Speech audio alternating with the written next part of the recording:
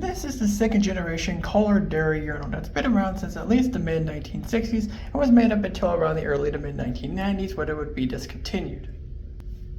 This is a pretty interesting urinal. It's another blowout urinal, so let's take a look and see what it has to offer. For starters, the overall design is very plain. It's basically like a Kohler Dexter almost, but it's stretched out. The trapway opening is very crane-like, I gotta say. And it has a siphon jet, as you can see, towards the bottom there.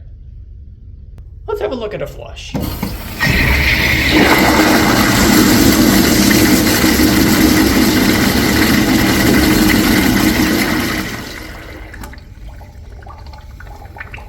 Pretty standard, but it is pretty noisy too. But I guess that's a blowout urinal for you. Functionality-wise, these do perfectly fine. They seem to work pretty well, and they're pretty reliable for the most part. The only time I notice these things having problems is when they're like a low pressure.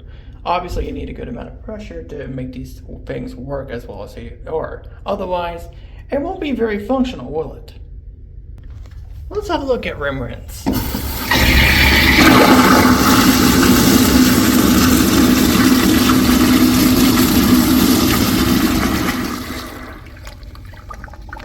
Honestly, I was a little worried about how the rinse would be, but it's not too bad. However, I do notice that these two back corners here and here seem to miss a little bit of rinse, but otherwise, I'd say it's pretty great.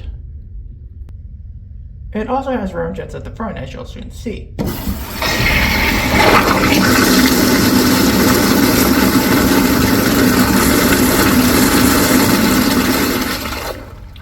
So pretty much outside of these two back corners here, I think the rinse is pretty great. And that is the second generation Kohler Derry urinal. Definitely offers a lot more than I expected. It's a pretty unique urinal, and I wish these were more common. In fact, I wish these were continued in a way, even if it was modified. It would be very interesting to see. But let's grade it. The overall design of this urinal is very basic. It's basically just a stretched out Kohler Dexter body, and that's about it. Not much to be said here. I give it a 6. While the simple blowout flush is simplistic, the flush itself is honestly not too bad. It's a pretty standard blowout flush, but it is fairly effective, and honestly the gurgling sound is kind of satisfying. I give it a 7. The ball rinse on this urinal is pretty good. I will say that it does take a little bit to kick in, which is not really a great sign on a toilet, but for a urinal, it's still kind of questionable, but not a complete deal breaker. Other than a few hidden corners here or there, I think it covers it pretty good. I give it an 8. The functionality of this urinal is not too bad at all. If given the right amount of pressure, these things can hold up and last a very good long time, and will likely rarely have any problems. Now, I have seen some examples of these things not flushing right out there, but only a few. In comparison to like the first generation American Standard Jetberg urinal or even the second gen Crane Expedio urinal, the flushing out problem is nowhere near as bad as those urinals. And thankfully a rare problem, but I have noticed it a few times, which is why I'm not saying it's perfect. I give it a 7. Now let's talk about the overall value of this urinal. Overall, it's a pretty solid urinal. I don't really have much to say about it. It has a decent flush, decent survivability and functionality, and pretty good ball rinse for a blowout urinal. Sure, the design is fairly basic outside the trapway, but it's a pretty solid urinal and it works fairly well for what it is.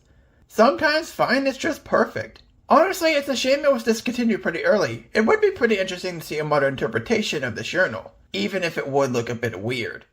But overall, I give the value a 7. The final score of the second generation Kohler Derry urinal is a 35 out of 50, which translates to a 70 out of 100. Yeah, I don't really have much to say about this. It's a fairly solid urinal.